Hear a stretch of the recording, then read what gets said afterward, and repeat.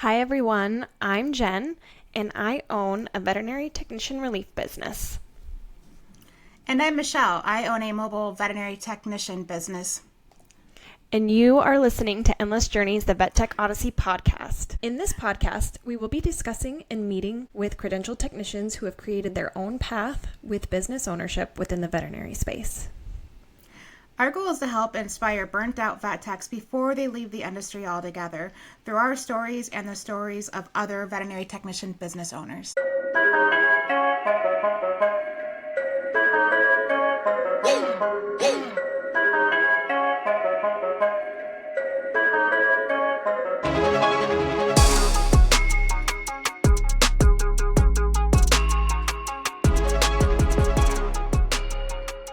And you tried.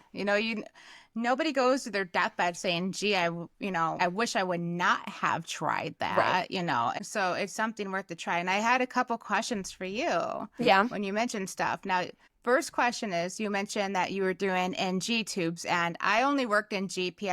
I worked in an exotics clinic for just a little bit, but snakes weren't my thing. And that's when my dad was getting sick. So that's the best experience I honestly had was at that exotics clinic. Okay. Hey, Dr. Jones, if you're listening. But that was like really good experience for me. Now, what I'm hearing from you is if you're doing relief for multiple emergency clinics, like it sounds like your license is getting more and more utilized and you more and more tested because each clinic is going to want you to perform at a certain level. So I feel like doing relief work, and especially if you're doing it for emergency, your skills are going to intensify. Yes. You even helped me at Bronson with the tapping on the stomach. And I'm like, as a GP person, I'm like, what does she have me doing? But I'm trusting. And I'm over here like, okay, Bronson, what's going on with your stomach? So, I mean, like your skills are probably just unmatched because you've blended into so many emergency clinics and learned so many different things that you were freaking super tech.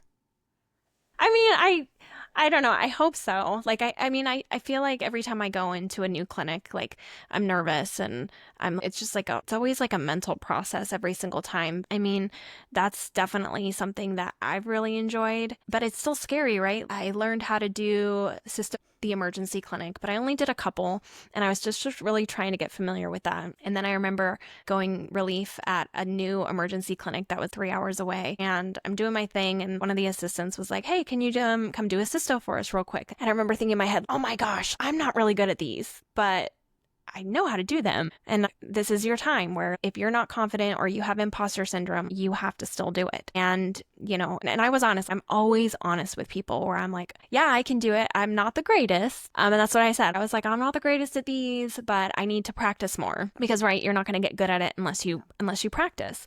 And that's what I said. I'm not really great, but I do need to practice more. And I think at that point in time, I don't think I got it. But ever since then, I've been going to more and more clinics and I've been getting asked and I can do them with ease now, not even a problem. And every time though, I still get a little nervous, with certain things. I mean, that was the biggest thing is I just wanted to build my skills. And I just went to one clinic a couple weeks ago and it was my first time there.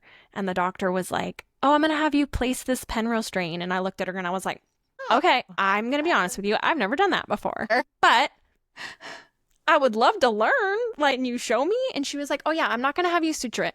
It's just like a little bow tie Penrose drain. And I was like, oh, okay. I don't think I've ever seen those before. She's like, I'll do one. And then you can do one. And this is so awesome. And so those are things and opportunities that I get. And also it's really nice to be able to have that trust with a doctor just within a couple of days of working with them. And they're like, I trust you. You're good. And I'm like, oh, wow. So yeah, it's just, I feel, and I remember, one time having a conversation with my criticalist, that I work with at one of the local emergency clinics. She legit one day told me, we cannot keep you unless we challenge you. You cannot be kept unless you're challenged. And you're I unleashed.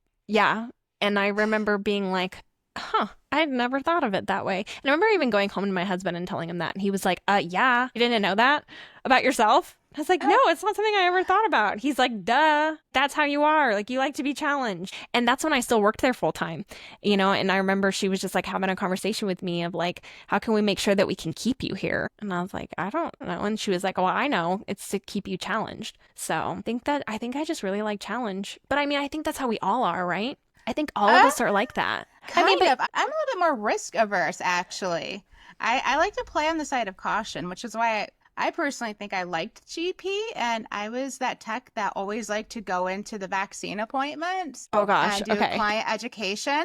Yeah. I was that person where I was like, oh, this is a smooth thing. I'm okay with this. So I think there's people out there like me too who are, get kind of like comfortable and they're like, Right. I know what I like. I like Hmm. to try to convince that owner who takes their dog to boarding and grooming and daycare that they should get the influenza vaccine. Like that Yeah. was always my area in a clinic. Like I loved client education, and I had other techs that are like, I want more. Give me Hmm. more. So I always balance out those techs. I'm like, I'll take that easy room over there. I'll get them on some heartworm prevention. Watch me work my magic. So it's always like, I think there's always the dynamics of what a tech wants and what a tech is willing to work with. Right.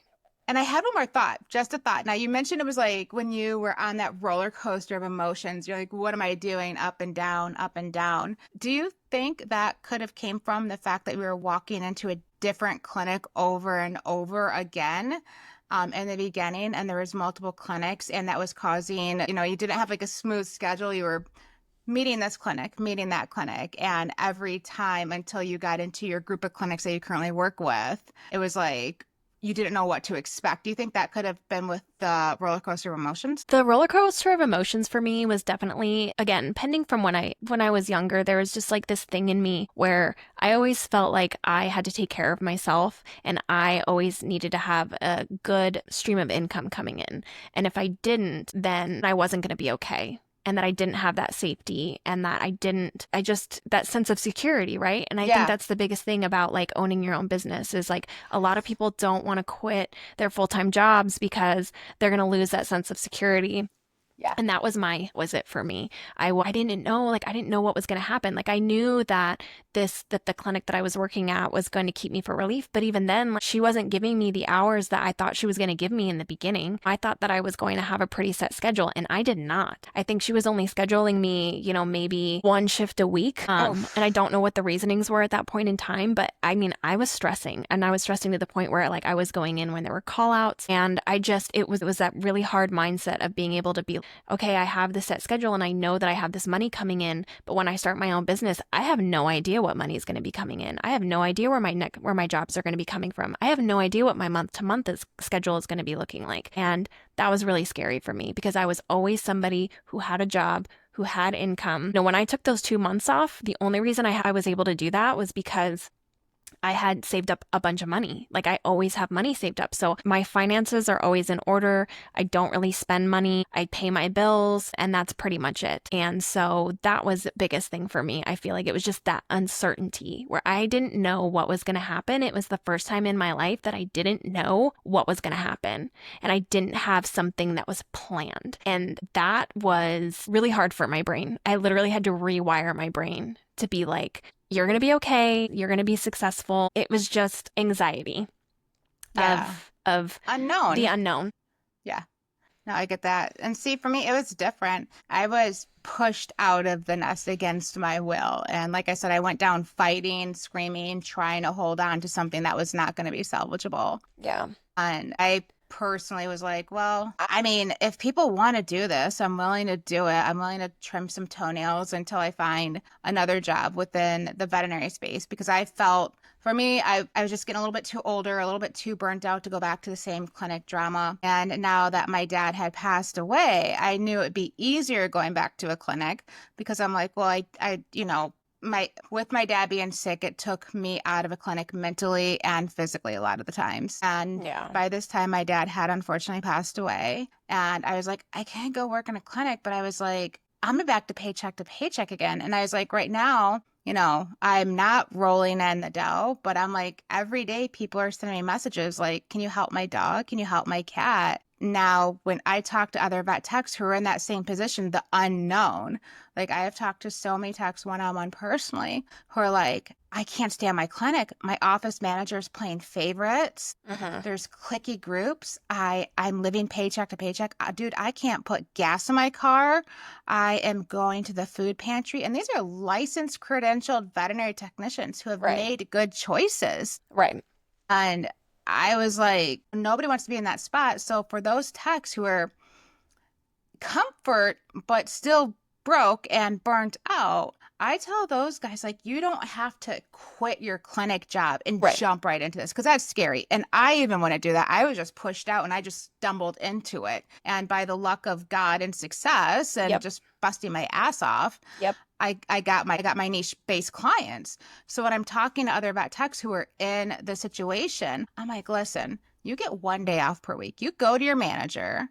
And if you're on one of those old school schedules where it rotates your day off and you don't know if you're going to have a Friday off or a Wednesday off, it changes every week. I'm like, that needs to stop now. That's your step Right. one getting into this. You Yes. get 1 day off. I don't care what day of the week it is, but that's your day off. And that's the day you start slowly building up your clientele. Right. That's the day that you start working on your exit plan. Because I fear if a technician jumps right into it, they may not scroll up enough clients to pay their bills. Right. So if you're currently at a clinic, you can dip your toes into the water, mobile care, and make sure it's something you truly like. But the most important part is just having a set schedule. So that way, if you meet Mrs. Smith and Fluffy is the greatest cat in the world and she tips you well and she wants to see you once a month, like, well, I have Wednesdays off. Mrs. Smith, do Wednesdays work for you? How about if I come back out in 4 weeks or 8 weeks and you pre-book them ahead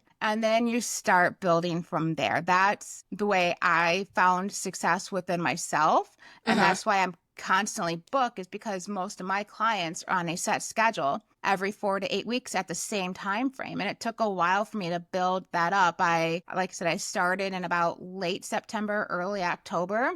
And I got COVID in January and I had to reschedule everybody for the first time. And I remember I looked at my husband who also had COVID and I was like, bro, I'm booked out for a month. And it dawned on me, and that day in January, I was like, it's working. Oh my I was like, gosh. I Isn't can't that get these amazing? Yeah. And that's when it dawned on me, is when I had COVID dying on the couch. She had COVID dying on the couch. And we were like trying to jump with my last breath. Like, I'm rescheduling these guys for a month out. This is crazy. And that's when it dawned on me that I was hitting success. So it took, I'd say, about 3 or 4 months to really get to that point. Right. So there's definitely that period in between where you may only have a couple appointments per week. So it's either you got to have some money saved up as a nest egg, or what I do, I married a husband who is supportive and was like, all right, I'll do what I can to, until you find your next thing that you want to do while you're undecided. Very lucky to have him.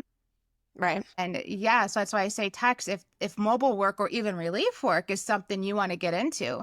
I feel like sometimes just dipping your toes in versus, going all out might be the Right. thing to see if you actually like it. Yeah, for sure. Yeah.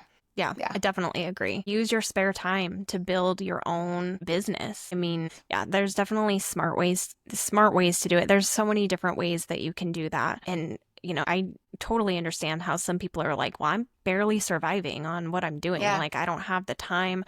I don't have like the resources. And, I think a lot of people too, we're both married to wonderful people who are super supportive. Yeah, it's just, I mean, it helps. I mean, obviously having a really supportive partner is going to help you as well. But it doesn't mean that if you're alone that you still can't do this. I mean, there are ways. Certainly not. There are ways. I mean, we all have specific things that we're good at and specific things that we love to do. Again, that's why we're doing this podcast. Michelle's in the mobile universe. I'm in the relief universe, but we're going to be interviewing a lot of other technicians who have thought of just so many things.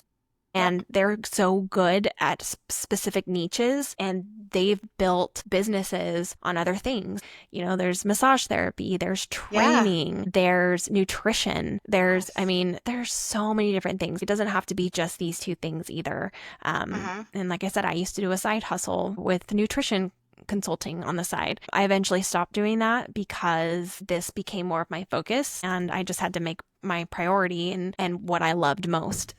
And this is what I love most. Again, this is our goal of our podcast, is to be there for people who also want to do the same thing, and to let them know that our journeys are probably not that different from yours, and our thought processes are probably not that different from yours. And, there are ways that you can do this, and you have a lot of options. The other mission of this podcast is we really want to be supportive of credentialed technicians. So that is something that we're going to be talking about as well. One of our big goals is to plan to talk about alternative career paths, different skills that you can build, and of course, the industry challenges that we face as well, and why so many technicians are leaving the veterinary world. We're not treated very well. I feel like we get sugar-coated. Things get sugar-coated a lot of how credentialed veterinary technicians are getting treated. And that's not something that we want to do here. We want to talk about the real problems that are going on with credentialed vet techs and why they're leaving. Title protection, we definitely don't get paid enough. And of course, we're not the only ones that aren't getting paid enough, but receptionist, assistants, and our titles half the time mean absolutely nothing. So it's why we leave. Our titles are trash half the time. And it's like, no, we should be proud of those titles. We earn that. Right. Yeah. And absolutely, we need to be focusing on how do we empower ourselves so that we can stay in this. Because like I said, when we look at all of those posts that are on the vet tech groups, it's always the same thing of like, I don't want to leave, but I don't know what else to do. I feel like I don't have any other choice. And that's why we are here. And that's why we're making this podcast, because we do want you guys to know that you do have a choice and that you do have people that you can talk to that understand how you guys are feeling, because we've been there too. We both thought about leaving at some point, and it's probably for the same reasons. Like I've thought about leaving because of toxic vet med, because of bullying, because of imposter syndrome, because I didn't think that I was good enough. All the time I'm always like, man, if I could go back and I could talk to myself those first couple of years that I worked in vet med, she wouldn't even believe how I am. She wouldn't even be able to fathom the things that I can do and the confidence that I have, because I wasn't that person when I started. We all start somewhere. We're not going to be good in the beginning. You're not going to be great, but that's how you learn, and same thing with building your business. Yep. You may not be good at it at first, but no, I wasn't. Yeah. But you learn, right? But you learn. Oh my gosh, my first month of building this business, I said yes to everything because I was so desperate for because I was just like, I'll just take I'll just take everything. So I just worked and worked and worked, and I just said yes to every single thing. And then I worked so much that I got myself so sick. I was so sick. My very first travel relief job, I worked overnights and I got so sick, like to the point where I was like calling my husband and I was like crying, and I was like, I don't know if I can like work this last shift. I'm so sick. Like, I don't know what's happening. And he's like, it's probably because you're stressed and you've been overworking yourself. And I remember they sent me home because I was so sick on that last shift. And I thought that I had failed. I was like, they're never going to call me back for a job again. Aww. They're going to think that I was just having all of these thoughts, but they totally did. I'm still doing relief for them. They messaged me this weekend to ask me for more shifts. So you're not going to be good at it. You're not going to know how to balance it. But that's why we're doing this podcast here. So that we can kind of teach you what our mistakes were. Yep. And, and just let you know what our journeys were, because it's a new journey, but it doesn't mean it's going to be easy. Yep. So, and I kind of wanted to talk to you guys too about like the whole, like it's endless journeys, which is really important to me because I feel like we all have our own journeys in this field. But I also wanted to talk to you guys about why I called it the Vet Tech Odyssey. The definition of Odyssey is a long journey full of adventures. And then there's another one that says it's a series of experiences that give knowledge or understanding to someone, which I feel like that's the definition of what this podcast is going to be. We're going to talk about the different journeys, the different adventures of different people. And we want to hear about your adventures and your journeys as well. And then also just give that knowledge and that understanding that we're here with you, and we have felt what you have felt or what you're currently feeling. And that you're not alone in this. And we're all, I feel like, kindred spirits. I know that when me and Michelle met, I felt that way. I was like, oh my gosh, this is somebody who's like totally on the same page as me. We both want to just help technicians. Yep. And that's it. And that's what I thought when I first met Jen. I remember I hung up from our first meeting and I was like, this girl's solid. I'm like, look at all the work she's done for relief. And I knew I like right after, I was like, I want to work with her. I met a lot of girls when I was interviewing for the association, and there are several girls in there. I actually think a lot of them are on our list for potential guests, and they're just absolute powerhouses. Mm-hmm. And the thing about it is there's nothing that is different from them and us. At the same day, we're all LVTs who just found our paths that worked for us. And Right. that's the beauty of it. And like Jen said, at least for me, the important part is I want to help those techs who were once me. They were let go from their dream job. They didn't know it was coming. They got bullied out. And now they're laying up in their bed for 2 weeks crying, not eating or overeating with the damn lights off and the curtains shut because they just got bullied out of something they loved that they Right. worked so hard for. They came in early. They worked late. Yes, ma'am. Yes, doc. Yep. And now they're gone and they're kicked out like yesterday's garbage. And then they're in that deep, dark place where your mind starts to go after you lose your quote unquote dream job or your unicorn clinic. Right. And that's what happened to me. And this is why this podcast is so important to me, because after I had lost my corporate dream job that I thought was the coolest thing, and I was nothing but a lap puppy making production for them, I told Jen this story. One of the things that helped drag me out of it was I was walking this really bad behaved chocolate lab. If you're a vet tech, you know chocolate labs are chocolate labs, right? Like I couldn't keep this thing under control. It was Mm-hmm. like 110 degrees outside. And I had felt within myself, I was embarrassed to be doing that work. 3 months prior, I was working under top leadership, building out this awesome brand new way for this corporation to be more profitable. And now I'm very anti-corporate, as most of you know. If you know me, I'm not a corporate girly.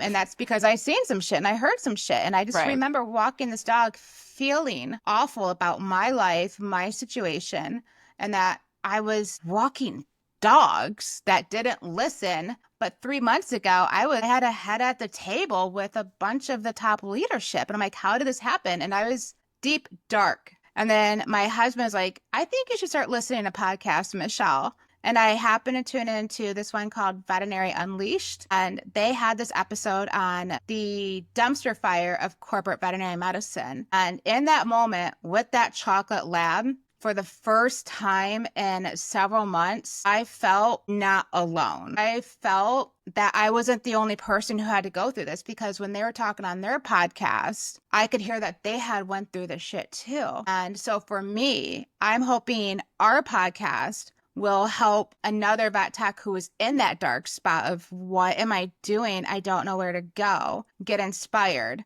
Because at that time, I was not inspired. I was just taking whatever I could get to get a few dollars to hold me over until I could find something within the veterinary space that wasn't working in a clinic. And I look back to that podcast and I thank God that they did that. And they only made 10 episodes, very short lived, but it was a podcast to where I can look back and think, I'm so glad I found them, because I felt validated and I felt okay. And I actually met the girls at VMX. They had their own booth there. Oh, And I that's went up to them. awesome.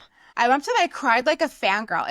It was sad. I was like, you guys don't understand. I was in the darkest spot of my entire life, and listening to your podcast saved me, and I felt heard and I was crying, and she gave me a hug and she said that she was so glad to hear that we'd help somebody. And now here I am. I've been advocating for almost 2 years now for mobile vet techs through either the group, the association, or my TikTok page of, listen, I'm going to show you how to do this. If you're in that deep, dark spot, I'm going to help pull you out. You can call me. You can email me. I'm here. And I draw a lot of that back from that podcast on that very hot day with that very ill-behaved dog. And I thank them. So that, to me, that's what I want our podcast to do. I want our podcast to reach those techs in that dark spot and pull them out, give them some ideas, encourage them, and they can listen from our mistakes and our successes, as well as the mistakes and successes of others doing it. Right. Right. And I mean, I didn't even mention throughout my journey of finding your Facebook group that you made, the Vet Tech Unattached, and during my whole thought process of going relief and then finding your group. And oh my gosh, this is exactly kind of what I've been thinking and stalking everybody's posts and being like, oh, maybe one day, like maybe one day this will be me, and just trying to get tidbits of information. So what you've done has made such a huge, huge difference. And then when you talked about the association, I was, oh my gosh, this is something that I really want to be a part of, because at the end of the day, like that's also one of my big missions is to I just want to help people. There's so many technicians and so many people just in the vet world in general that are so sad. They're just not Yeah. happy.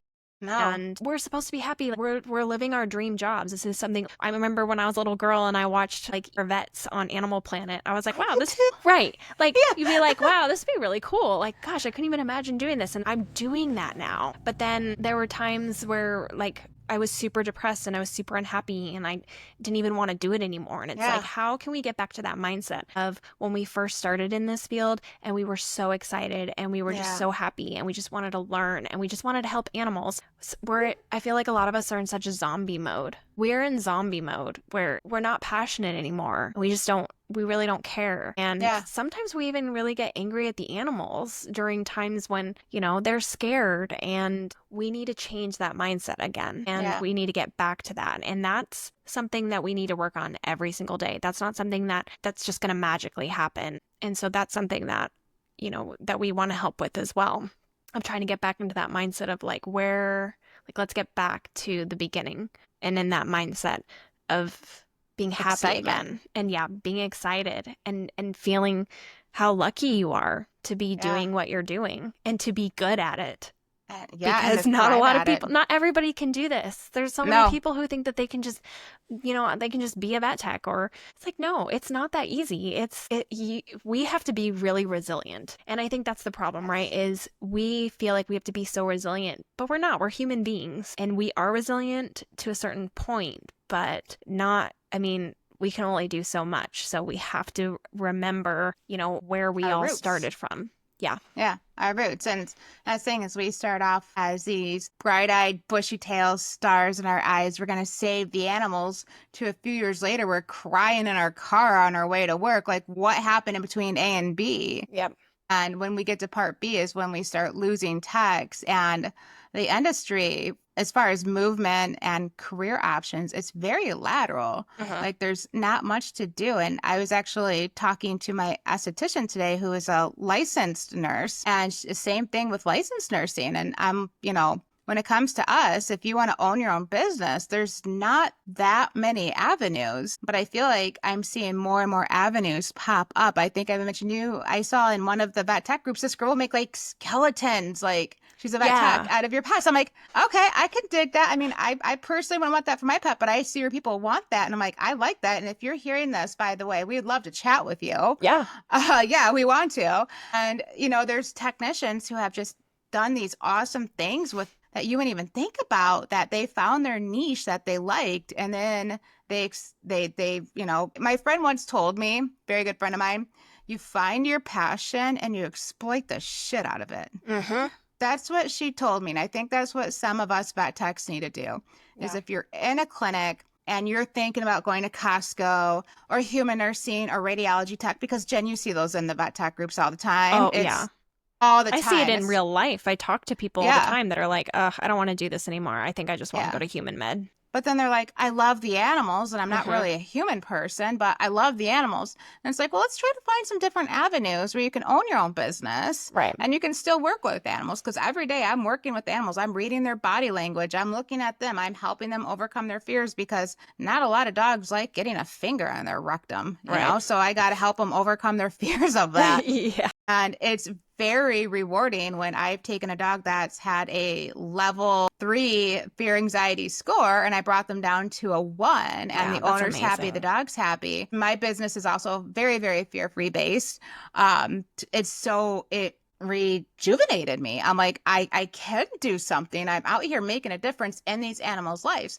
Just because I'm not in a veterinary clinic and I'm not working at the top of my license doesn't mean I'm still not a licensed vet tech. It just means that I kind of took an early retirement and Uh-huh. decided, hey, I think I'm going to do this. I'm pretty good at this. And it took me a while to get my bearings in and get my, get everything going. And it's not always going to be successful overnight, Right. but it's something you chip away at. And me and Jen, whether you decide mobile is what you like or relief is what you like, you got me and Jen here to help you out and get you through that with our experiences and the experience of others as well. We have like what I would say like a guest list of like 20 people, I want to Yeah. say. Yeah. We have a lot of technicians who own their own businesses that are different businesses, so you guys can learn from them and get inspired by them. Heck, maybe you want to make the skeletons, or there's just so many things you can do with the veterinary background that you Right. haven't even thought of yet. So we're going to hopefully bring those to you and help save you from leaving the industry altogether. And I think Right. that's huge with me and Jen, is finding out a way and helping you. I made mistakes. Jen's made mistakes. Uh-huh. Don't do some of the stuff I've done. And but here's some great things that Jen's done, and here's some great things I've done. And through this podcast and the guests, that's what I think our goal is going to be. Right. And to know Yeah. that you can still make a difference just because you're not working in a vet clinic doesn't mean that you're not making a difference. And it's not about that, right? If you're not happy doing that, then let's find something else to utilize, your license and your purpose, because everyone has a different purpose in this Yes. world. And if we were all meant to do that one thing, then nothing's going to change.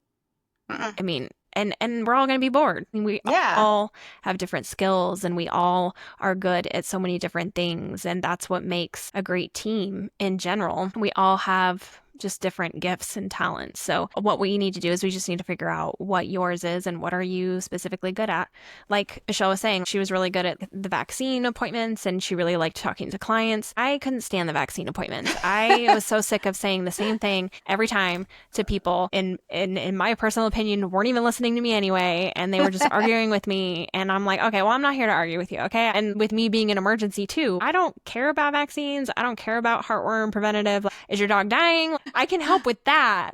Like so we're all good at different things. And just because you're not good at something doesn't mean that you're still not important. And also just because you're not good at something and you really want to be good at it, doesn't mean that you won't ever be good at it either. Maybe you have to work a little bit harder to be good at it, and maybe you have to practice more, but that's just what that means is sometimes you just have to work a little bit harder to get good at what you want to be good at. And there's nothing wrong with that. They always say Michael Jordan didn't become the best basketball player just because he was good at it. People work hard for that shit. Yeah. Like, Yeah. work hard. Maybe hard work gets you to where you want to go. Yeah. And it's Exactly. not going to be easy. Like, if you want to own your own business, we're not sitting here saying like, oh, it's going to be so easy. You're going to have so much fun. It's not necessarily going to be that way either. But if it's going to get you to stay in the field, and I can say ultimately, I am so much happier. Me too. It's not easy, and there's been a lot of challenges, and I've learned a lot, but I am so much happier with what I'm doing now. Me too. Exactly. I'm so much happier. It's interesting. When you feel good on the inside, you look good on the outside. And I think it was one of those Facebook memory postings that came up for me about a year ago. And it was towards the last of my clinic life. It was maybe 6 months before I left my last clinic. And I was holding up this little sugar glider, and I've aged. That was like 2017, 2018, and now we're in 2025. So obviously I've aged, but I look at that picture, I'm like, I look so much better on the outside. Right. And that is because I was taking care of myself on the inside, and I was so much more happier to where I cared about myself on the outside once again. I cared about how I presented myself because I was happy.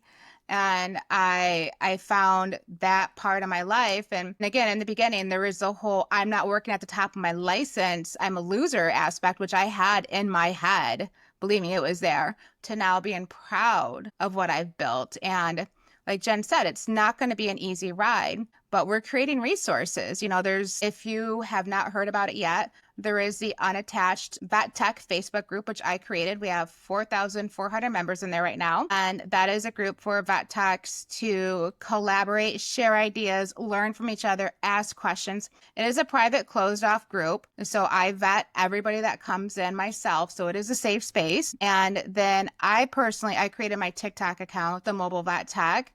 That's where I do restraint videos to show you how to do this without another vet tech. I have a lot of those. I've had my experiences, my ups and downs. I share my client pitfalls and my client successes. I've shared what I've learned. And Jen also has social media herself. And between her social medias, mine, the group, and this podcast, I feel like we're really groundbreaking here and bring in vet tech ownership right to you guys so that way you can learn from us. Yeah, yeah. And I own a Facebook group. It's called Endless Journeys, which is the name of my actual veterinary technician relief business. It's called Endless Journeys. And on the Facebook group, I have Facebook, I have my Instagram, and then I have my LinkedIn. And I just talk about my journey and my mindset of how I feel sometimes when I walk into different clinics and how scared I am or how I feel imposter syndrome or what I think makes a really good clinic and what I really enjoy about it. You know, just little things like that. So I just like to give my 2 cents a little bit on my journey because it hasn't always been fun. It's been a roller coaster ride of emotions. And then knowing where I am today, and then with this podcast, I've been wanting to do this for a really long time.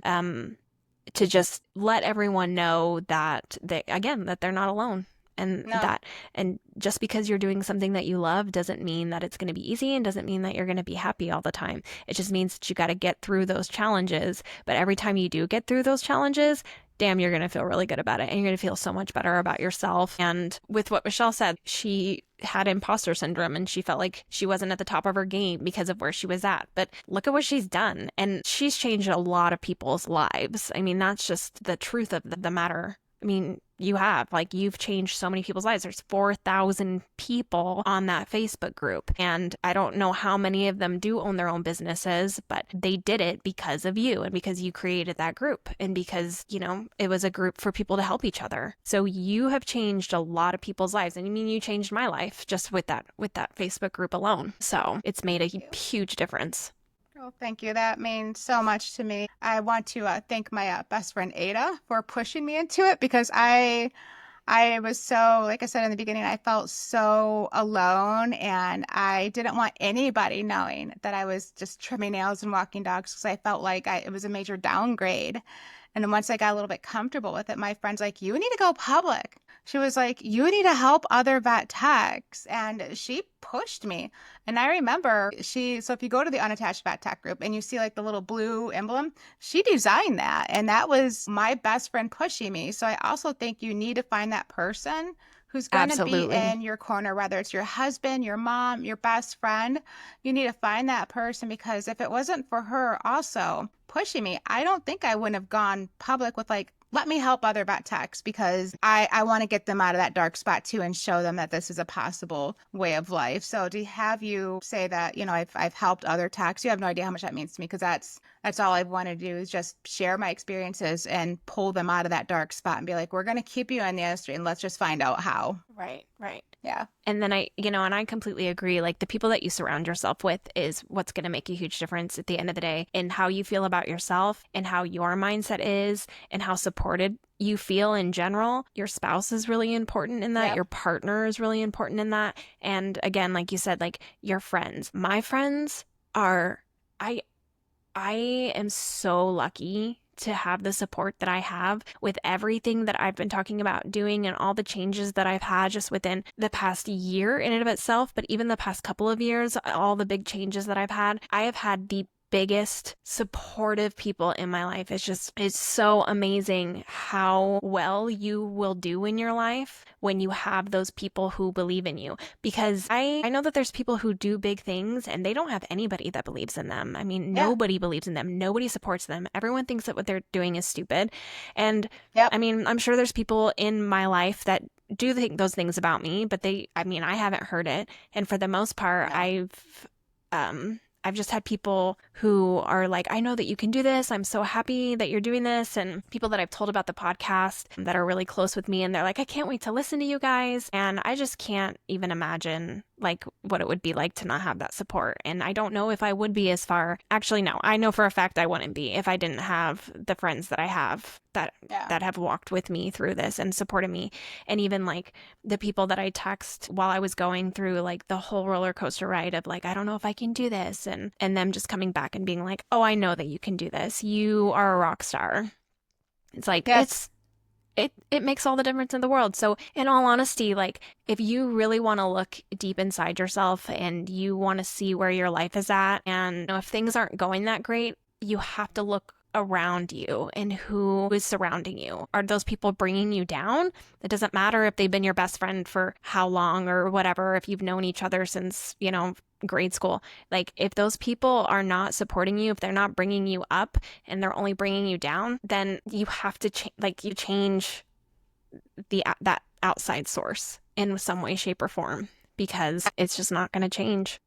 Absolutely. It's not, and you do have to change it. And your mindset, I mean, it just changes everything and how you think about yourself. You know, it's funny. One thing you mentioned, this is the really sad fact, is I had a very good friend of mine who I met in the beginning of my career. She's an LVT. She has her VTS, very smart, very intelligent. And when I was thinking about starting my own business, she discouraged me. And I'm like, what, girl, you're a tech, you get it. Like, and she discouraged me.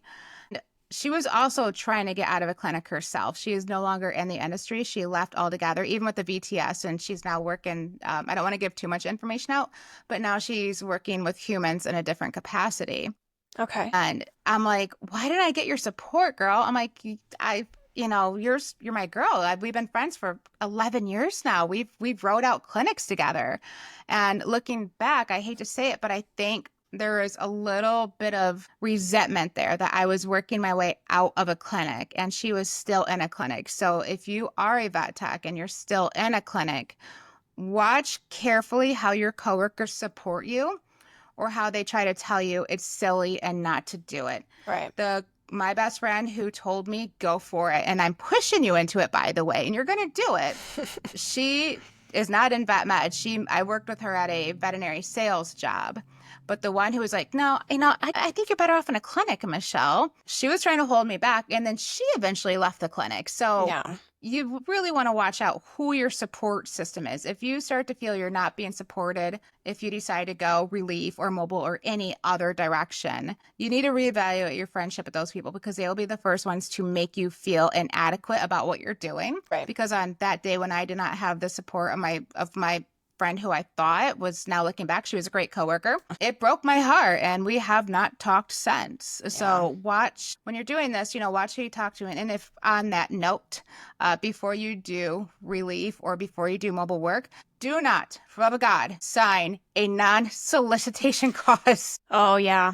Yeah, do not do that, okay? And if you go to hire on to a new clinic and you see something sneaky in there, take it to an employment attorney because that can stop you from doing this on the side as a side hustle. So I'm not a legal expert. I'm not giving out any legal advice. It's just something I think I would do to protect myself if I was still in a clinic. And from what I understand, non-solicitations are becoming more of a thing. And Jen, maybe that's a topic me and you can talk about. Yeah. In the future, our vet sure. techs are now getting caught up in non-solicitations, which are going to stop you from doing what me and Jen do. And you don't want to be restricted like that. Right. Yeah, no, we definitely should talk about something like that in the future. Yeah. I think that'd be a really important thing. I mean, and yes. Like I said, these are all the things that we want to talk about and to warn people against. And also just going back on that note of you saying, like, don't listen to people who discourage you. And that's the same thing if there's assistants that are listening to us right now who are not credentialed. If you've been told by people, whether that's your boss, whether that's by veterinarians, whether that's by other licensed technicians, if they're discouraging you to get your license, I mean, why? Why listen to people like that? If you're trying to better yourself and you want to become educated and you want to become licensed, why would you even let somebody even discourage you in that way, shape, or form? I had plenty of people tell me it was a waste of time to get my license and that there was no point in me getting my license and that there were assistants that were able to do the same things that I was doing already without a license, and it was just a waste of time and a waste of money. But I can guarantee you I would not be where I'm at today if I did not have my license. I would not have the experiences or the Same. opportunities that I've been given if I didn't have my license. And not to get too much into pay right now, but I can also guarantee that what I get paid in my business, and I mean, I that would not be something that I would even be able to ask for if I was not licensed with the skills that I have. So for people who say that if you get licensed, you're not going to go anywhere, it's not going to do anything for you, that's not true. And yeah, maybe you have to be the one to make it happen, but what's wrong with that? At the end of the day, no one does great things unless they do it for themselves. When we talk about advocating for our patients, we're talking about advocating for yourself too. Like, you have to know what your worth is in order to get the pay that you think that you deserve. You have to be that person. So it starts with, if you are allowing somebody to tell you that you're worthless, or that what you want to do isn't worth it, or what you want to do is worthless, then you've already lost the game. You've already lost because you're allowing those people to dictate your life instead of what you want to do. And you prove them wrong. You prove them wrong along the way. And if you're non-supporting individuals or in a clinic, this is just what I would do. I'm a plotter. I like to plot. I can't deny it. If I knew I was working on my exit strategy to either do relief work or mobile vet tech work, and in my area, I'm the only licensed veterinary technician that does in-home care. We got a couple other people in the area that kind of like pop in and out, but I'm the only one with the credentials. I am also fear-free certified. I'm human animal bond certified. I'm feline friendly certified, and I'm CPR certified. Not the good CPR certified, but it's through Pet Tech. But Okay. I got like the little credential behind my name. I would love the real good one, but it to Recover, clients I it believe is that what? yes, Because recover. that's what I am at. Recover Yes. certified. Yep, I'm not Recover, but I'm through Pet Tech. And here's the crazy thing is when I list my credentials, my clients love it. They love hearing that I have the alphabet soup behind my last name. Yeah. They love hearing that I have all these extra things. So if you think maybe within the next couple years, you might be working on an exit plan, this is just my brain plotting, I would look at using your clinic's CE allowance to get certified, Oh yeah. because you can take that stuff anywhere. Yep. And you can go, if you want to go relief, and you can be like, hey, yeah, I'm CPR certified through Recover because your last clinic paid for it. Yeah. Mine did. Yep. My clinic's never paid for any CE. I actually got all of my credentials on my own under my business, which is sad to say. Under my business, I've paid for 2 major veterinary conferences. I paid for all of my certifications, but I never worked for a clinic that would do that. So I do know some clinics have a CE salary. So if they do, think about getting certificates, and that'll carry you anywhere. So that way, when you move on to relief work, mobile work, whatever work, you have that from your old clinic. Yep. Just tidbit.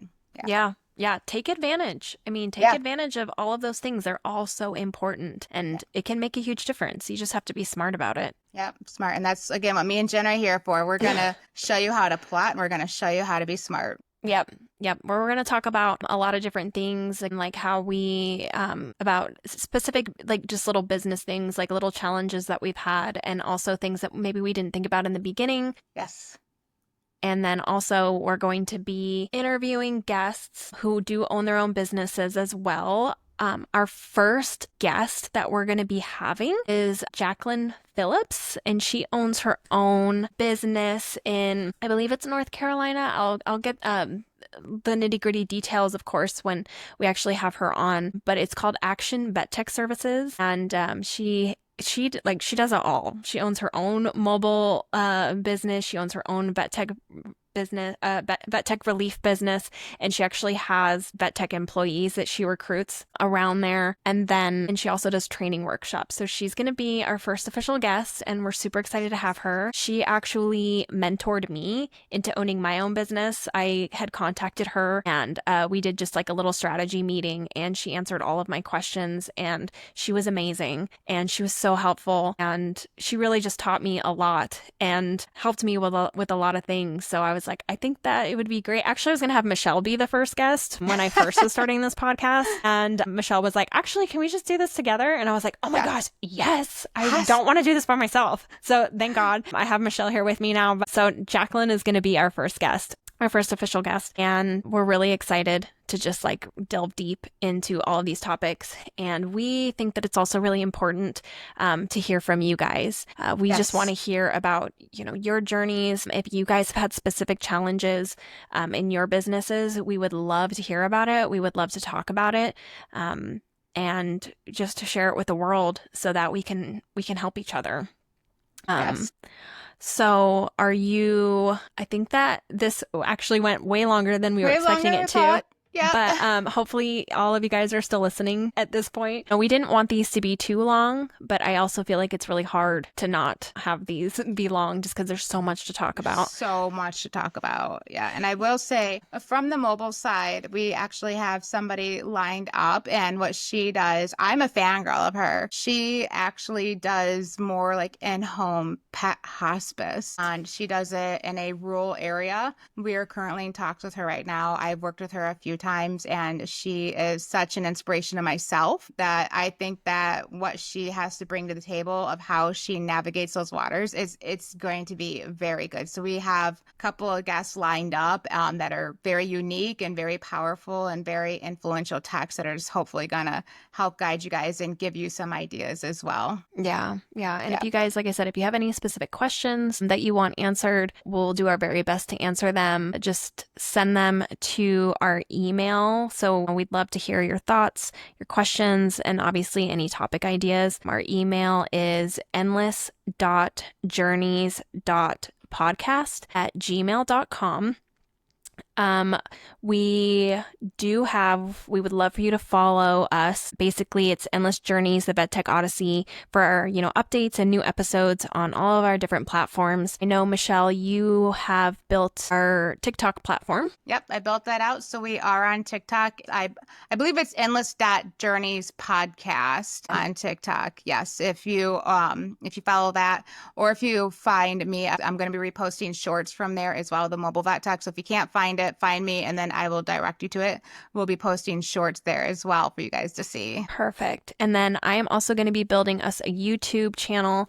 So all of those, with the TikTok, the YouTube channel. The YouTube channel is basically going to be this exact podcast, what you're listening to, but we are going to have a video basically connected to it, because sometimes people just like to watch. And I know that they've said that some people just do well with visual. They just listen better when there's an actual video going on. So there will be a YouTube channel. The link will be on that. I will also be making an Instagram that is going to be similar to Michelle's, like TikTok, just like using specific clips of really valuable information and adding that to the Instagram as well. And then we do have a Facebook page as well, Endless Journeys, the Vet Tech Odyssey Facebook page. And then all of the links should be in the what is it, in the show notes? In the show notes, yes. Okay. We're still learning. We're still learning.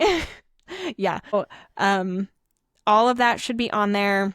Apparently, I'm not one to like ask for reviews and rating and all of that, but apparently it helps us in some way, shape, or form. I have no idea why. Because again, it does. I think it helps the algorithm. So if you have listened to us, please give us a rate and a review on the platforms that will be airing this. And also, too, I want to throw this out there. If you are looking for additional support, join the Unattached Vet Tech group on Yes. Facebook. I will personally be the one to vet you to make sure that you are within the community, within the veterinary space. If this is something that interests you, there's a lot of people in there who are going to help you out if you have questions as well. But yes, please rate us and review us. So hopefully it reaches towards the top of the algorithm, and then we can help even more techs and bring on more guests that may find us through that way as well. Yes, absolutely. And then, of course, we just encourage everyone, like, if you really liked this podcast, if you feel like you're getting valuable information from it and you know someone that would also get really valuable information from our podcast, to please share it on all platforms if you can. So I think that that's probably it for today. We had a really good time, really good conversation. We did. Yeah. So, Okay. and one of the ways we'd actually like to wrap up the show is do what we'd like to call a dedication. I think this is very important. Our guests will also be asked to do a dedication on the show that they are airing on. And what that is it can be anybody that has inspired you, whether it be a veterinary professional, a friend, a family, a pet, anybody who has brought you some sort of happiness and that's been your center, that's helped you through your journey, that you'd like to dedicate this show to. Every week we will do one. We'll rotate so that way one person gets one each week. So this week it'll be Jen, because this was her podcast and I kind of jumped on. Next week it'll be Jackie's. A week after that it'll be mine, and then the week after that it'll be our following guest. So it'll just be one per week. That way nobody gets overloaded. But like I said, you can dedicate it to a pet, a human, a coworker, a friend, anybody. So Jen, this is our very first episode. Who do you want to dedicate it to? So I want to dedicate this episode to my very first official vet tech boss, vet tech lead, the one who gave me my job and who believed in me and saw potential in me, and that was Stephanie. Because there's absolutely I would not be here today if she would not have given me a chance, even to job shadow, and then given me that job. I will say there were a lot of times where I had no confidence in myself, and she had all the confidence for me. She would give me opportunities that I didn't think that I was ready for, and she would always encourage me, and she would always say, I don't know why you're so worried or why you're overthinking this, like, you're fine, like, you can do this. So that is who I'm going to dedicate this to, because I wouldn't be here today if it wasn't for her. Shout out to Stephanie. Thank you Shout for out to bringing Stephanie. Jen to us. Yes. Thank you for bringing Miss Jen to us. Thank you. Yeah, definitely. Like, when people talk about the best bosses they've ever had, or like mentors that they've ever had, like, and I even like she has all of her specific people that she's mentored, and she would always be like, my little grasshoppers, you guys are just my little grasshoppers. So yeah, definitely, I would not be here if it wasn't for her. So yeah, once again, if you enjoyed this, please share it, rate it, review, drop any questions that you have within our email. We'll be happy to read them out loud. We do plan on answering a lot of questions through the email, as well as through the Unattached Vet Tech group. We will be answering questions from there as well. And yeah, hopefully we're going to be helping out some techs and bringing them out of that dark place and showing them that you don't have to have a DVM to be a vet tech, y'all. Right. Yep. Yeah. The DVMs are nice to have. Yes. And we learn a lot from them, but you're not just a vet tech. There's so much more that you can do. So, all right, you guys, we are going to leave you here. And I did also want to mention that we will be doing these episodes every other week. Yes. For the first start of this, just so we can get our bearings in. I think eventually we might be able to do weekly. So, obviously today's the 30th. This will be our first, and then every other Monday from there. And then if anything changes, of course, we'll let you guys know. So yes. So look out on the 30th. Here we come. Yep, here we come. All right, thanks, guys. Bye. Thank you. Bye. Bye.